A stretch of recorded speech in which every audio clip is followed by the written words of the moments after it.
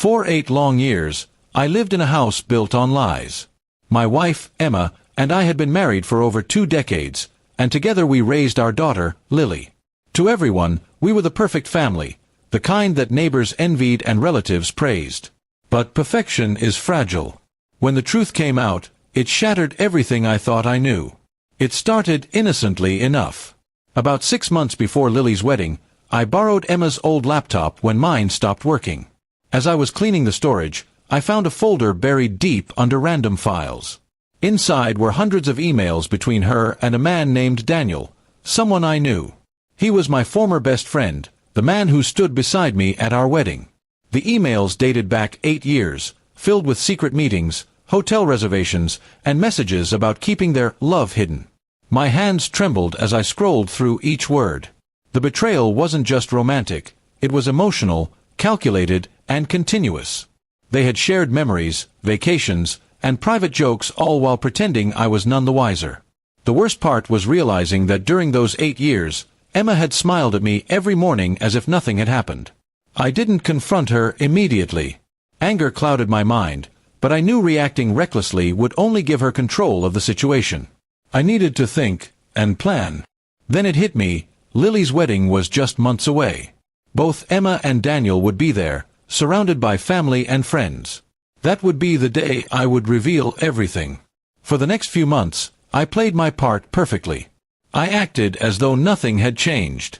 I helped Lily with wedding arrangements, smiled at Emma, and even invited Daniel and his wife to the event. Inside, though, every moment with her felt like poison. I recorded everything, screenshots, photos, emails, all the proof I needed. Revenge wasn't about rage anymore, it was about justice. The wedding day arrived, glowing with laughter, music, and love. Lily looked stunning, radiant with joy. Watching her walk down the aisle was bittersweet for me. She deserved happiness, untouched by her mother's sins. I promised myself I wouldn't let this day ruin her memory, but I also couldn't let a liar stand beside me as though she were innocent.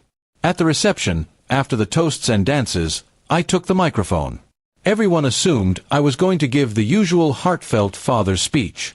My voice was calm when I began, thanking guests for coming and congratulating the newlyweds. But then, I shifted. Today is about truth, loyalty, and love, I said, looking directly at Emma. Values that, sadly, not everyone here has honored. A hush fell over the room. Emma's smile froze. Daniel looked uneasy. I continued, for 8 years, my wife and her so-called friend Daniel have shared something behind my back. While pretending to care for our family, they destroyed it piece by piece. I clicked the remote, and a projector came to life, displaying screenshots of their messages. Gasps echoed through the hall. Emma's face drained of color. Daniel's wife burst into tears. Lily stood in shock, covering her mouth. The hall was filled with murmurs and disbelief. Emma tried to speak, but I cut her off. "You don't get to lie anymore," I said firmly. "Not here. Not in front of the people who believed in us." Then I calmly set down the microphone and walked out. Outside, the night air felt cold but freeing. For years, I had carried the weight of a false marriage, and now it was gone. People called after me, but I didn't turn back. I had revealed the truth, not to humiliate her, but to free myself. The next day, I filed for divorce. Emma tried to apologize, begged to meet, and even claimed it was a mistake made out of loneliness. I didn't respond. There are mistakes you can forgive, but betrayal over 8 years isn't one of them. Daniel's wife divorced him too, and his business reputation took a hit when his lies surfaced.